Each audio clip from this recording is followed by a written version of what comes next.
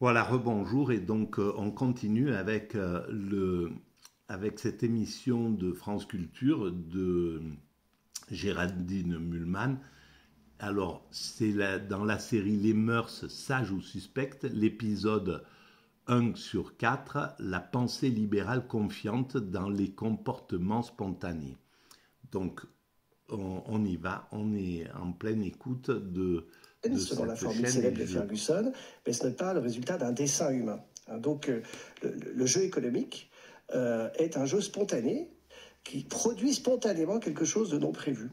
Et il repose sur la rencontre entre les intérêts. Et il y a évidemment ça chez Adam Smith sur le strict plan économique, ce qui permet, si on revient un peu en arrière, de faire quand même la différence entre deux aspects possibles de l'ordre spontané. Le premier étant une extension à l'ensemble de la société, y compris les règles de l'État, la Constitution, qui finalement serait produite spontanément dans l'histoire, ce qui est tout à fait problématique, évidemment. Et un deuxième aspect qui est simplement celui qui concerne le jeu économique lui-même. C'est-à-dire le fait que, dans un certain cadre, eh bien, effectivement, l'ordre soit spontané. Et même chez les ordolibéraux, si vous voulez, les ordolibéraux allemands considèrent qu'il faut un cadre juridique au marché. Le marché est institué par la Constitution. Et justement, la Constitution n'est pas une création spontanée. À mon sens, c'est le contraire. C'est justement pour contester, pour contrarier le comportement spontané. Le comportement spontané, dans l'esprit de ces libéraux, c'est laisser la liberté, et les hommes vont s'organiser tranquillement pour le meilleur, en fait. Ils vont créer les meilleures structures à travers leur propre égoïsme, chacun étant dans son égoïsme. Le travail de ces égoïsmes-là va donner les meilleures choses. Mais la Constitution, en fait, elle est là pour justement empêcher la toute-puissance. Le problème de la liberté laissée dans le libéralisme, donc de sortir l'État le plus possible, d'avoir le moins de contraintes possible, etc., eh ben, on en a le résultat. C'est exactement ce qui a conduit ce libéralisme qui fonctionnait très bien quand il y avait deux challengers, c'est-à-dire ceux qui poussaient l'égalité, le communisme, qui poussait la fraternité, qui poussait le partage, qui poussait l'inverse de l'égoïsme, et ceux qui poussaient la liberté d'entreprendre, la liberté de penser, la liberté d'agir, d'être dans la compétition. Le libéralisme, le capitalisme, à l'époque, il y avait cette compétition, et chacun apportait ses deux valeurs, mais chacun était sous le regard de l'autre. Il ne pouvait pas, le capitalisme ne pouvait pas aller dans l'excès capitaliste, c'est-à-dire l'abus des plus faibles, etc., parce que il donnait du pouvoir au communisme qui était aussi dans son sein. Et le communisme ne pouvait pas ne pouvait pas anéantir totalement les libertés, parce qu'il y avait dans son sein des pensées libérales qui étaient présentes. Donc cet équilibre allait très bien dans cette forme-là. Mais l'État était ultra présent. Il était en France, par exemple, pendant la période De Gaulle, Pompidou, Giscard d'Estaing, même s'il y avait du libéralisme, l'État était extrêmement là, était vraiment présent. L'État prenait en charge les fragiles, ceux qui n'étaient pas dans la compétition, ceux qui n'avaient pas une propension à être dans l'esprit de compétition. Et ça, c'est fondamental, parce que nous ne sommes pas tous égaux, et des dominants, dans un groupe de primates, il y en a un petit nombre, il y en a 5%, 10%. Voilà, il y a 10% de dominants, et puis il y a une troupe qui s'intéresse à la compétition, mais vraiment de façon ludique. Ils sont pas, voilà. Mais c'est ça qui fait que le groupe est fiable. C'est qu'il y a ce groupe humain, il y a ce peuple. Et le peuple, par essence, n'a pas la même tendance à la compétition que les dominants. Alors qu'on laisse les dominants s'amuser à la compétition, c'est une chose, mais que les dominants comprennent que ceux qui ne sont pas dans la compétition doivent être protégés, c'est fondamental. Et c'est là où, justement, dans le système des 30 Glorieuses, c'est-à-dire avec un État très fort, avec un système de fonctionnariat très, très, très puissant, il y avait beaucoup les gens qui étaient pas du tout dans la compétition, s'ils pouvaient rentrer ils pouvaient d'ailleurs à l'époque rentrer dans la fonction publique, ils devenaient facteurs, ils devenaient etc., etc. Et ils avaient ils étaient pris en charge par la société de leur naissance, enfin de leur 17 ans ou 18 ans à leur mort, et ils n'avaient pas de soucis à se faire parce que la société gérait leur truc. Ils donnaient du travail en échange, ils travaillaient, ils faisaient leur travail, etc. Ils n'étaient pas dans un système de compétition, ils s'en fichaient complètement. Leur vie, c'était d'être... Eh bien, ces gens-là, quand on met que du libéralisme, c'est ce qui se passe aujourd'hui, eh bien, ces gens-là souffrent dans la société. Ce sont ceux qui se marginalisent. La société ne leur permet plus, ils sont pas aptes à cette compétition où il faudrait traverser la rue, mais non seulement traverser la rue, mais aller travailler à 40 km, changer de région, etc. Être comme ça dans ce... Voilà comment pensent ces libéraux. Pourquoi ils pensent comme ça? Parce qu'ils sont dans le narcissisme. C'est les patronats. Si c'est les patronats qui donnent les valeurs, qui parlent à l'oreille des présidents, eh ben, ils conduisent à quelque chose de tragique, parce qu'en fait, ils voient le monde à travers leurs trucs. Mais tout le monde peut faire comme moi. Voilà ce qu'ils disent, voilà ce qu'ils pensent. Tout le monde peut... ils peuvent être entrepreneurs comme moi, voilà, comme le chef de l'État qui dit, mais il suffit de traverser, moi si je traverse, je vais voir, je vous trouve un travail, mais il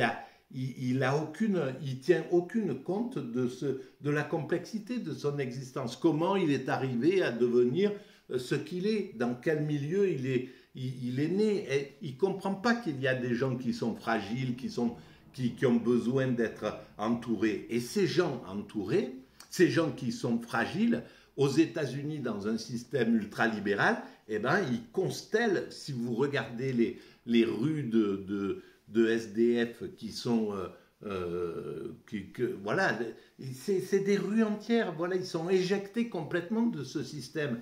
Et en plus, ce système ne s'en occupe même pas. En plus, il estime que c'est leur faute, qu'ils pourraient se débrouiller, qu'ils pourraient être dans la compétition, que s'ils voulaient, ils pourraient faire comme moi. Voilà, ils pourraient faire comme moi, ce que pensent sans doute ces ultralibéraux. Et c'est là où ça ne fonctionne pas. Donc, on le voit, le monde tel qu'il est, le monde libéral qui est devenu avec la mondialisation, il est honni par la planète. La planète ne peut plus supporter ce système de compétition-là. Il y a quelque chose et le système n'arrive pas à le comprendre. Et évidemment, cet excès est là pour passer sur un autre modèle.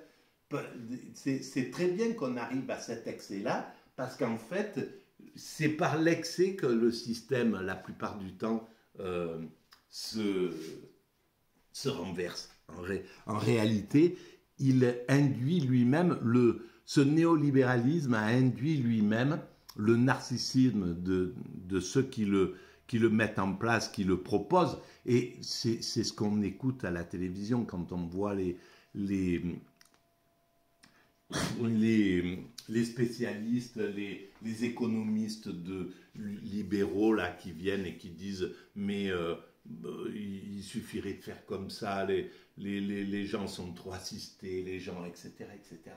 Mais c'est des narcissiques à bloc, tout simplement. Ce sont simplement des gens qui sont incapables de voir qu'il y a des gens qui sont différents et qui ont besoin d'être pris en charge. Il y a 10% des personnes qui ne s'intéressent absolument pas à la compétition. Alors, dans les années 70, ils rentraient, ils étaient fonctionnaires, ils travaillaient au gaz, ils travaillaient à la poste, ils travaillaient, etc., etc. Ils avaient leur petit travail tranquille, ils étaient dans la vie qu'ils avaient, qui correspondait tout à fait à leur truc. Et personne ne disait rien. Il n'y avait pas les libéraux à ce moment-là, ils ne se permettaient pas de dire oui, bon, etc. Il faut les mettre en danger, il faut faire comme la patronne du MEDEF qui a dit un jour, il y a très longtemps, quand c'était elle, Parisot, qui a dit le monde est précaire, donc la vie est précaire, il n'y a pas de raison que c'est normal qu'on fasse un monde de précaire, qu'on rende précaire les choses, que le système soit précaire. C'est parce qu'ils ne comprennent pas qu'eux ne sont pas dans la précarité. Un Macron ne sera jamais dans la précarité. Parisot ne sera jamais dans la précarité. Dans son esprit, c'est pas possible de tomber dans la précarité.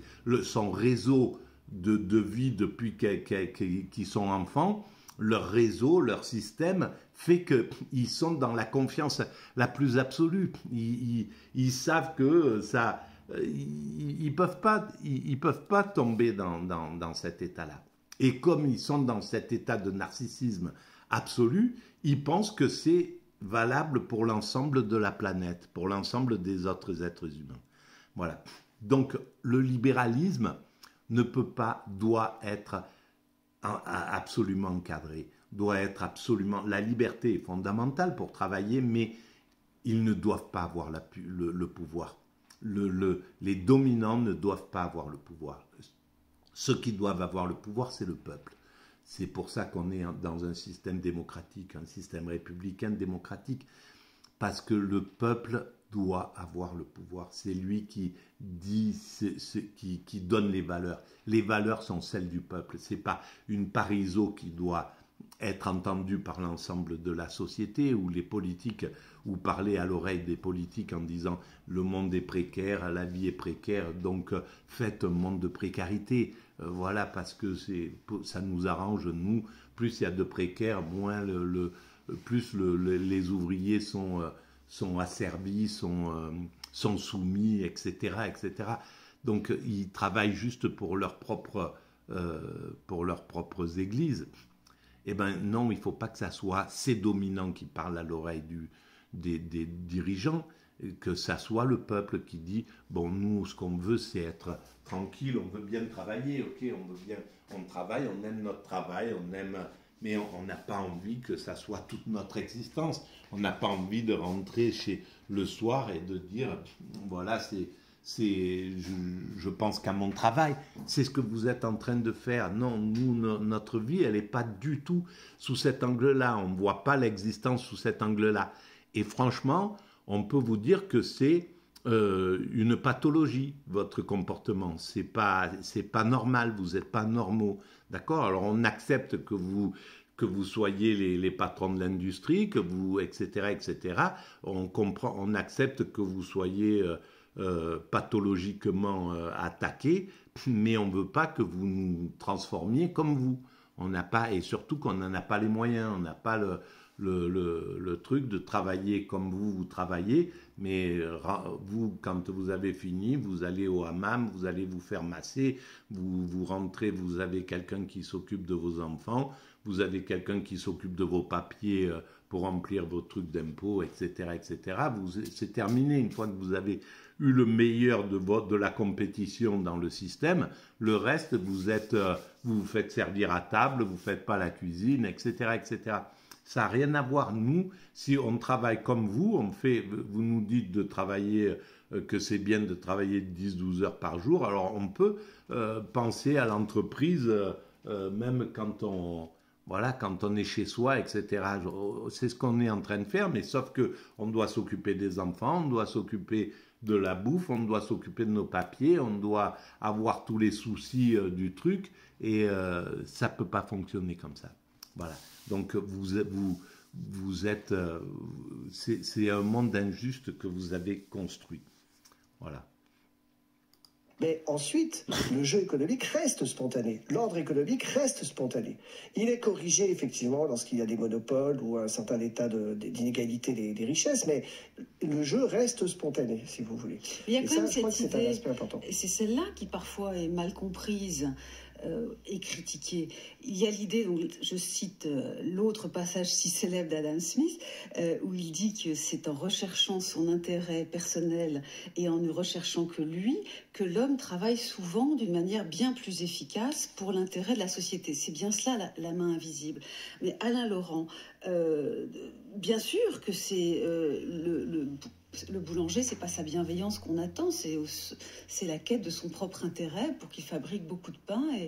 Non, mais justement, voilà. Mais c'est là où Géraldine Mühlmann a raison et tort en même temps, parce que oui, c'est pas ce qu'on attend de lui, c'est pas qu'il fabrique plein de pain pour devenir millionnaire, avoir une maison sur la Côte d'Azur, un yacht et voilà, on lui demande pas c'est pas ça, et lui-même de lui donner cette vision-là, c'est pas la bonne, parce que le boulanger de l'époque du boulanger de Rému, c'était, voilà, il faisait son boulot tranquillement, son truc c'était d'être bien intégré dans le village, de vivre avec l'ensemble des gens, d'être là, et que tout le monde l'apprécie, et que voilà, ça soit quelque chose il travaillait pas il vivait pas pour travailler, il travaillait pour vivre dans la société, dans le système. Donc jusqu'à présent, c'était ce qui se passait. Dans les années 70 encore, les gens n'étaient pas dans une quête effrénée, le travail n'était pas la préoccupation, c'était vivre qui était la préoccupation. Et donc cette richesse, mais en même temps, et que son pain soit le moins cher possible, et qu'il lui rapporte beaucoup. Mais enfin, comment peut-on être certain que les égoïsmes ainsi, disons, qu'il lui rapporte beaucoup n'a pas de sens. Que ça lui rapporte, en fait, voilà, dans l'idée que ça doit rapporter beaucoup, c'est vraiment néolibéral. C'est vraiment cette période de néolibéralisme. Devenir riche rapidement, avec le moindre effort possible, que ça rapporte beaucoup. Alors évidemment, ça pousse tout un tas de monde. C'est ce qui fait les TikTokers, les gens qui vont à Dubaï, là, etc., etc. Mais quel est on voit bien que c'est pas les valeurs que l'humanité doit ressentir.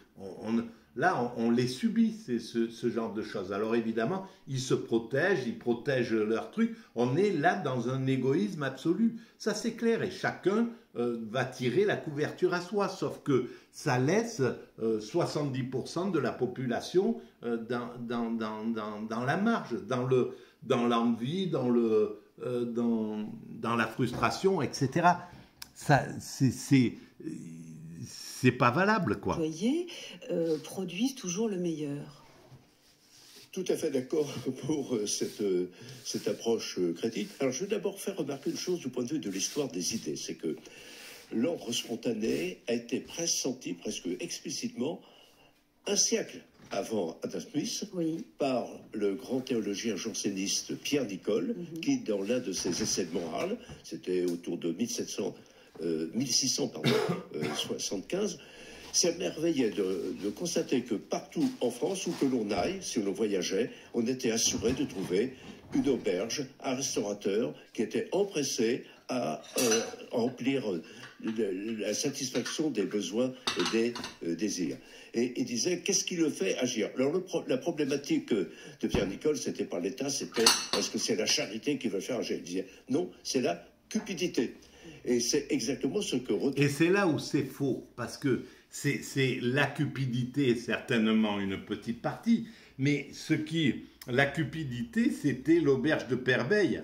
Ça, c'est la cupidité, voilà où ça conduit. C'est la cupidité conduit au pire. Ce qui motive la plupart des gens, c'était la curiosité aussi. C'était le fait de recevoir de l'amour des visiteurs qui rentrent dans cette auberge et qui disent « Ouh là là, mais vous, c'est bien ce que vous faites, vous êtes... voilà, de ressentir les sensations qui sont senties, les bonnes sensations. C'est pas parce qu'un robot pourrait arriver à un patron d'auberge pourrait ne pas avoir besoin de dire bonjour ou de parler, d'avoir un bon accueil ou quoi que ce soit. Il pourrait rester dans un système parfait, sauf que c'est pas humain, quoi. Donc c'est autre chose ce qui motive. C'est une erreur de penser que c'est l'égoïsme qui est à la solde. Il y a la curiosité de l'autre, il y a le désir d'arriver à faire à réaliser une auberge, à construire une auberge, à se poser un challenge et à le réaliser. Donc il y a le chemin qui est important. Comme le dit le confucianisme, comme le dit le bouddhisme, le chemin est aussi important que la réalisation. Voilà. Et donc, c'est pas aussi...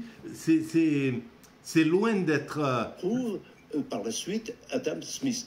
Mais il y avait quelque chose d'autre qu'Adam Smith d'ailleurs a également constaté, c'est que tout cela n'était rendu possible que parce que derrière il y avait de façon assez visible un ordre politique qui protégeait les biens, par exemple du boulanger, du boucher ou du restaurateur ou de l'hôtelier. Il était assuré en principe de sa sécurité, sans que les droits de propriété ne soient sécurisés. Eh bien, rien ne marche de ce point de vue-là. Et ça, c'est bien le principe libéral, c'est-à-dire que il y a un ordre policier qui protège celui qui accumule et qui peut qui l'empêche il engendre de la convoitise, et en plus le système doit le protéger pour qu'il puisse en profiter. En fait, on voit bien que que ce sont que des valeurs qui ne tiennent pas compte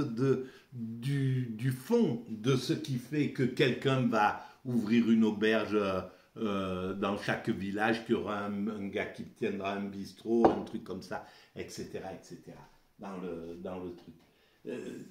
Il y a d'autres motivations, il y a leur existence, puisqu'ils y passent leur existence. Il y a les rencontres qu'ils font, il y a ce qu'ils entendent, ce qu'ils écoutent, les relations humaines qu'ils tissent. Enfin, c'est beaucoup plus complexe que ce qui est dit, quoi. Voilà. Là. Et ça, Adam Smith en convient également. Mais pourquoi? Ce qui est difficile parfois à comprendre, c'est la confiance dans le fait que le spontané apporte des choses bonnes, surtout lorsque les intérêts personnels sont bien protégés par le droit, on peut l'entendre. Mais cette idée que c'est vraiment la meilleure chose, le marché, c'est ce qu'il y a de mieux pour la richesse collective. la notion de richesse Bien sûr collective qu'elle a autorise quand même raison. à réfléchir, par exemple, Elle a raison, à la question de l'égalité. Géraldine. Est-ce que c'est intéressant d'avoir une Moulman, société c'est pas qui la risque meilleure d'être solution, inégalitaire? exactement. Est-ce que ça C'est bien rentre ça. dans les considérations qu'il faut avoir à propos de la richesse? Oui, là, il y a une foi, et je suis un peu ennuyée par votre référence à Pierre Nicole, parce qu'elle semble montrer qu'il faut des références théologiques latentes. Il était janséniste, vous le dites, comme si Dieu nous avait dit, voilà, il n'y a rien de mieux que le marché. Est-ce que c'est un peu ça le risque pour la pensée C'est libérale? totalement faux. Pas tout à fait en ce qui concerne Pierre Nicole, parce qu'au fond, bon, il doit bien considérer que Dieu a Et posé c'est pas chez l'être la humain finalité tendance à de la l'humanité. cupidité, à la poursuite de son propre intérêt, de son propre avantage. Donc c'est tout de même un ordre providentiel assez complexe et surprenant. Mais je voudrais revenir sur un premier point. C'est l'ordre spontané serait le résultat d'un processus impersonnel. Je pense que ce n'est pas tout à fait convaincant. Ce sont toujours des personnes qui sont à la manœuvre. Ce sont des personnes, et souvent, qui savent très bien ce qu'elles font. Autrement dit, Pas du tout. la théorie de l'ordre spontané ne marche que si l'on considère qu'en effet, elle exclut qu'il y ait une sorte de démiurge d'individus. Elles ne savent pas, ces personnes-là, ce qu'elles font, parce qu'elles ne tiennent pas compte de la complexité. Elles sont dans le narcissisme. C'est eux qui pensent que le monde est basé sur leur image, sur leur modèle, que tout être humain est comme eux, des compétiteurs, des gens qui savent naviguer en eau trouble, dans le monde tel qu'il est, dans un système de compétition. Sauf que même dans la nature, on le voit bien, puisque dans la nature, des dominants, dans une troupe de 100 chimpanzés, il n'y a pas 100 dominants. Il y a 10 dominants et puis c'est tout. Il y a un ou deux dominants et puis une dizaine de prétendants. Et après, les autres sont ce qui constitue la totalité du groupe et qui fait que ce groupe vit quelque chose d'à peu près serein, que ce n'est pas un monde de violence totale. Il suffirait de mettre dans une troupe de 100 chimpanzés, 100 dominants, pour que ça soit le chaos le plus total. Voilà, il y a quelque chose qui ne peut pas fonctionner dans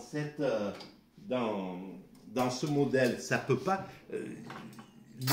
Les dominants doivent comprendre qu'ils ne sont pas le modèle absolu de psychologie, de psychisme. C'est pas eux qui sont l'idéal mental. Qui à lui seul décide de tout. Mais quant à dire que ce qui fait agir les individus, c'est quelque chose d'impersonnel, que ce sont des êtres totalement irrationnels qui ne savent pas ce qu'ils font, je crois que c'est une marche qu'il ne faut pas franchir. Non, ils ne sont pas irrationnels non plus, ils savent ce qu'ils font, mais ils savent ce qu'ils font pour eux-mêmes. C'est tout, évidemment, ils sont dans leur... pour leur modèle, ils savent exactement ce qu'ils font, mais ils n'ont pas une vision juste de ce que c'est que l'humanité réelle, de ce que sont les autres, de la façon dont les autres fonctionnent, dont leur psychisme fonctionne. C'est ça la différence. Et donc il leur manque quelque chose. Il leur manque en gros le QE. Ils ont le QI, ils ont une super adaptation au milieu, il n'y a pas de problème, mais il leur manque le QE, le coefficient émotionnel, pour pouvoir avoir l'empathie et comprendre que les autres ne sont pas leur modèle et qu'ils doivent construire un modèle qui tient compte des 90% de la population, puisque c'est un modèle démocratique. Et puisque dans la démocratie, c'est le peuple qui est souverain, donc c'est les valeurs du peuple qui doivent être utilisées. Je me prépare mon petit café parce que j'ai pas pris le café ce matin, justement. À ce sujet, il est exact qu'il y a des ordres spontanés qui sont de merveilleuse efficacité. Alors souvent le marché, avec tout de même les considérations que l'on vient d'exposer, on a souvent cité par exemple aussi le langage, une partie des mœurs. Mais prenons les mœurs. Il y a une partie des traditions qui sont qui sont apparues spontanément. Qu'est-ce qui prouve que c'était aussi impersonnel que cela? Est-ce que ce ne sont pas souvent des stratégies de domination qui ont été, par exemple, alors, prenons par exemple cet ordre spontané qui pendant longtemps était l'esclavage. Oui. Ou prenons également le statut des femmes, avec domination des hommes. Ce sont des ordres spontanés. Absolument. Ça n'a jamais été institué par un démiurge tout-puissant. Et on a là le parfait exemple, à mon sens, et le libéral critique que je suis est heureux de le constater, et ce sont des ordres spontanés qui posent d'énormes problèmes, pour le moins, sur le plan moral, sur le plan de l'éthique, voire de l'efficacité. Donc, il a absolument raison dans ce cas-là. Il montre bien que ce sont les lois qui vont faire que ce sont les entraves qu'on laisse au système, au comportement spontané qui vont faire que l'égalité des femmes va pouvoir progressivement monter dans la société, que l'esclavage va être écarté, que, etc., que le système de dominant-dominé va pouvoir être renversé et passer sur le système démocratique qui fait l'inverse. C'est plus le dominant, c'est plus les dominants qui se hissent en tête de gondole pour affirmer pour profiter pour thésauriser les privilèges. Ils montent pour mettre en place les valeurs du peuple par essence plus paisibles. Donc, c'est bien que on ne peut pas faire confiance au comportement spontané. Ça ne peut pas fonctionner dans le système. Je vais arrêter là pour cette vidéo et je reprends tout de suite dans la foulée l'autre. Merci.